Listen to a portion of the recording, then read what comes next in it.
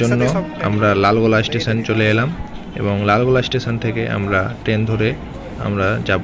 তো তার আগে আমাদের এই লালগোলা স্টেশনে ট্রেন ঢুকছে। এই গেটটা সবসময় পড়ে থাকে, বেকার গেট, ফালতু গেট একটা। ট্রেন আসার 10 ঘন্টা আগে থেকে পড়ে থাকে। তো আজকের যাত্রা এখান থেকে শুরু করব।